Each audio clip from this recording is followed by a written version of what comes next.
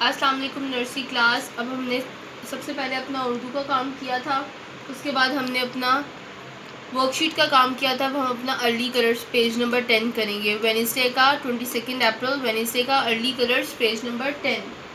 सब बच्चे अपनी बुक्स निकालें अर्ली कलर्स वाली, जल्दी से अपनी आर्ट्स की बुक निकालें। अर्ली कलर्स ये वाली निकालें, art book B early colours page number 10। Page number 10 page number 10 पे आप लोगों को क्या है, trace and colour.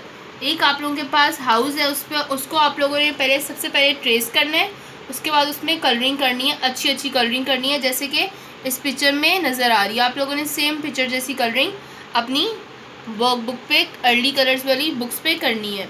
Trace and colour, सबसे पहले आप लोग ट्रेस करेंगे लाइक दिस पेंसिल के साथ, उसके बाद एज इट इज़ कलर करेंगे जैसे बुक के अंदर हुए हैं अपनी बुक्स पे। ओके नर्सरी क्लास, आज हमारा वेडनेसडे का काम भी कंप्लीट हो गया है।